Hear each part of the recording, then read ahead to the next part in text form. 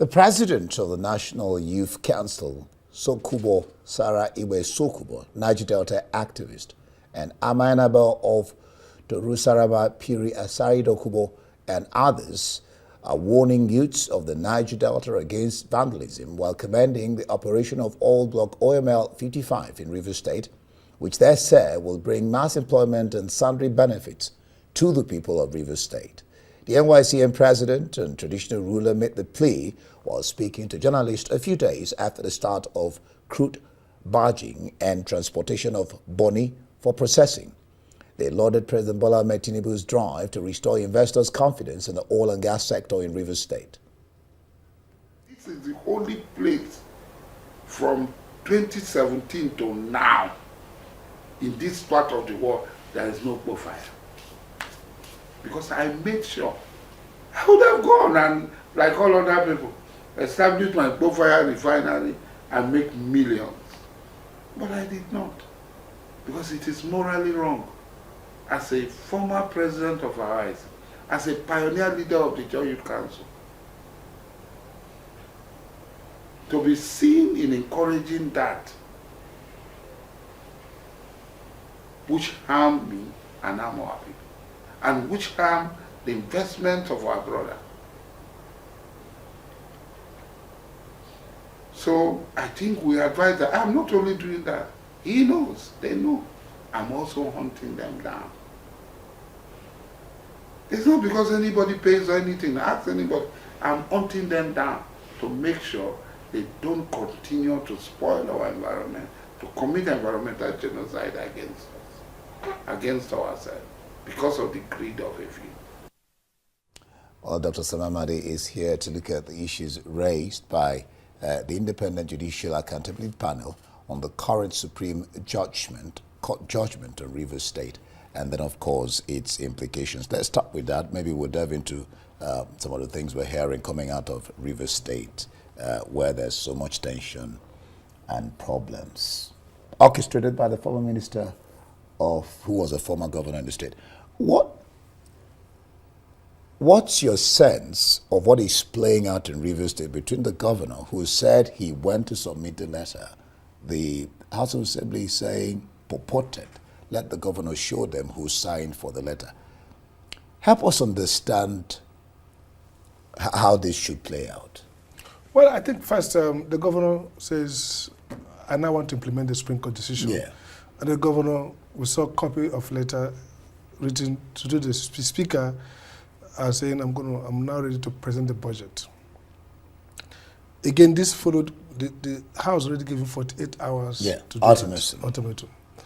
And so now we're hearing that the House saying, this was social media, or this was sent through WhatsApp to different groups. So we don't know where the truth of the fact is, whether the governor actually hand-delivered. No, the governor said he actually made a speech. He said he went and the House of Assembly was locked. No, that was when he went to visit. But the notion of the letter was first sent to say, I want to come and speak. So, but that doesn't matter. What matters is that if they got information the governor is going to present the budget, whether through the email sent to or WhatsApp to their members, I think, because that's what the House claimed to want. They want to come and present it. And this is what the Supreme Court has ordered. And this is what has stalled for over months. Which the governor says, I will. So anyhow the governor gave notification, I think the House would be desirous. Okay, good. You are crossing this bridge.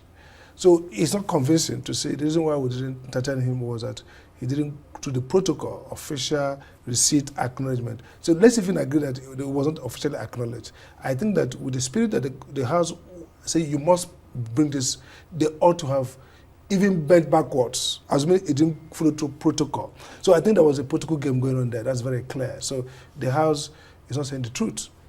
They didn't want him to present it for whatever strategic purpose. They now use the excuse that it was not properly done because this is what they wanted. They would have said, anyhow, bring it. But this kind of covers the real crisis here. The two parties are not really trying to solve a problem. They're trying to either maintain or win advantage. So this is a game of strategy, unfortunately. The House sees this win as a win to go further and impeach the governor.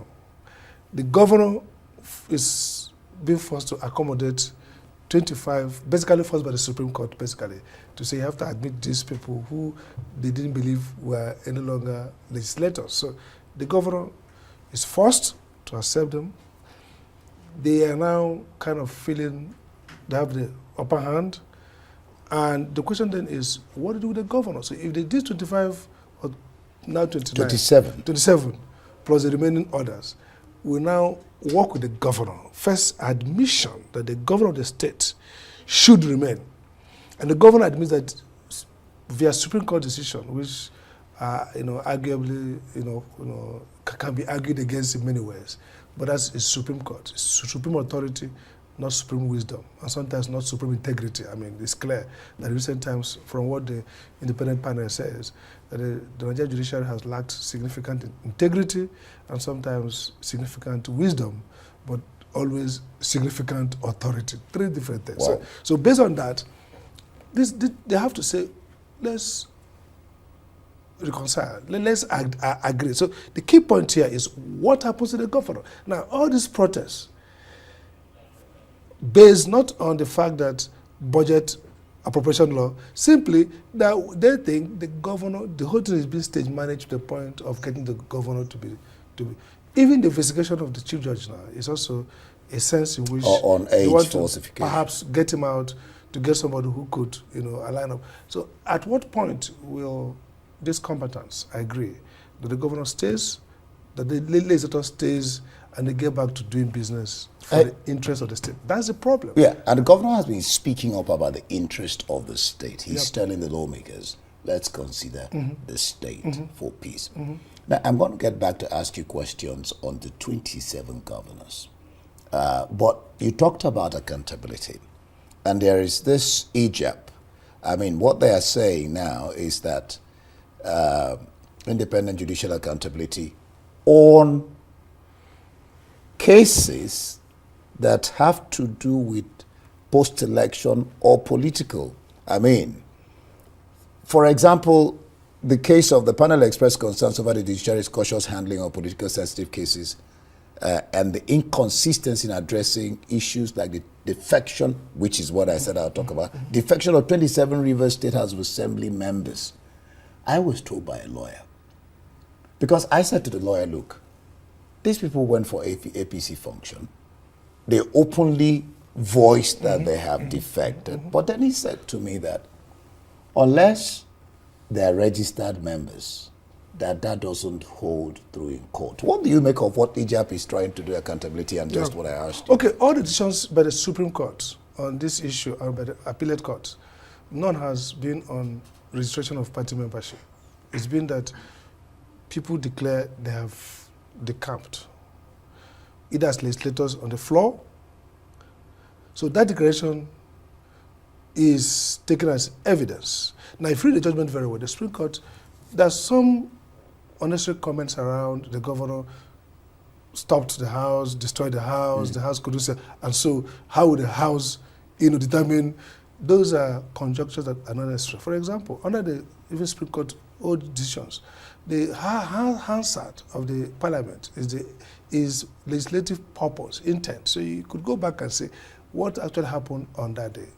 So because that matter was not strictly before the Supreme Court, they didn't benefit from the evidence that perhaps, the matter was still coming up at the Court of Appeal. I don't know whether it's been truncated now. Yeah.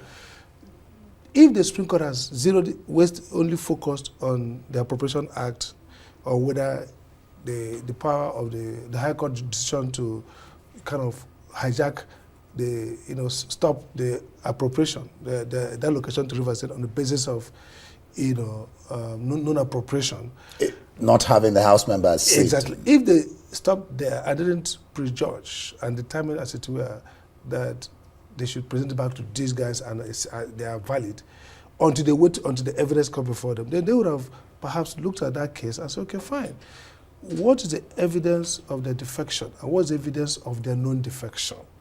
So I think that's where they modeled it and made some overreaching. As a matter of fact, I'm the chairman of the NBA Educative Review Committee, and we're going to meet on that. And so our decisions, many scholars have looked at it, so there are many things wrong with that decision, but the key point here is that this independent advisory committee or independent committee panel looked at inconsistency in the way the Supreme Court has carried on. Unfortunately, the Supreme Court has very low reputation today. I mean, if you look at the Afrobarometer, about 75% as of 2013, 2023, 75% of Nigerians don't have confidence in the judiciary. Now, before you continue, explain this, if you will, that Fubara brought the matter via cross-appeal, challenging the validity of the 27 members. Well, if he has raised it as a cross-appeal, and then that means the matter was before the court, and therefore, but the quick question is that since the matter was still pending in the Court of Appeal, the idea was that maybe they would have determined it when the matter of Court of Appeal comes before the Supreme Court. But at any rate, the point, some of the language of that judgment were far-reaching, and somewhat the court was exasperated, kind of, and cast a lot of aspersion on one of the parties. Yeah. But the decision of the court has always been, and this is my view, that if a rebel member officially, by declaration, says they have left the political party and received by the leadership of another political party, for all practical purposes, they have defected. Now, if you are saying that they have not registered their name in that party, therefore they remain, that's the Supreme Court is the Supreme Court, but that logic for me does not, make a lot of sense to me. The idea, what we want to deal with, what is defection, is that you move to another party, the party has received it, and you documents, affidavit filed in courts, which they later withdrew. So, but where we are now is where the Supreme Court has, and by reason the only domain the Supreme Court has said that we fought. We've talked about Imo State governorship election with the Supreme Court deliberately was clearly error, and there was an appeal, and it took 4 years, almost 3 to 4 years, for a new application to vacate it. And it was this, and the question is, why should the court, keep this case for 4 years or 3 years, and then towards the end you bring it back? So there are many things wrong with the administration of justice at the highest level. But the key point now is, going forward, it seems to me that the answer to the crisis on Rivers is a simple acceptance that the governor should be the governor until impeached on other valid constitutional misdeed. Okay, before what is to kind of carry the war forward and say governor must be impeached is what is creating this crisis, and that's why perhaps the House is blocking him from coming in, and why perhaps the House is claiming that he's stalling, he doesn't want to pay. So once they admit that we're going to work together, and which is difficult because the political stakes is driving, this is not driven by the interest of Rivers people. I mean, it's clear. This state is not being governed now. Look at every protests. For the past 3-4 days, protests are the way. Is that how a state will develop? I don't know. Just briefly, very, very, very briefly. This Egypt is calling, because I mean that's even causing so much problem. The question of simplifying legal language to make judgments easily understandable to the public. Talk about jargon. That's really a big issue to deal with. Again, it depends on the legal education of judges and lawyers. I mean, I see lawyers come on television, for example, and tell you Section 4 says, and I quote, ipso facto. These are nonsense. If you listen to lawyers discuss issues on CNN, on enlightened places, you're not in a court. So even if we cannot control the language of discourse of legal issues on television, how do you think judges will be less, heightened, less, jargonistic in their presentation? So I think there's a problem of legal education. And if you read the U.S. Supreme Court decision, it's like reading a treatise on political science. What's the problem? These guys have good training in classics, in philosophy, in economics. Before, I have advocated in conferences that the MBA, maybe we should make law a postgraduate school education. The idea is that, look, people have a basic training in logic, in analysis, before they get into the profession. We have created, law is a quick profession. So you get into a law school, you just get certified as a lawyer, but there's no guarantee that a smart lawyer in court has the language. There's no guarantee that the judges, so yes, asking the judge to write in more simple English is also about change of legal education and continuing education of judges and lawyers to create that sense that you are also communicating. And again, but more important, judges of the Supreme Court of Court of Appeal should make it a habit of posting their decisions almost immediately after delivery. The notion that you would say you've entered judgment and say we'll present later, maybe it takes some days, is not good. It's good that you click, delivered this morning, in the next couple of minutes, you click and see the judgment in the Supreme Court. Thank you website. so much. Yeah. We hope that all that you've said will be taken into account and changes to the court. Dr. Sam Amadi there, thank you for being on Newsnight.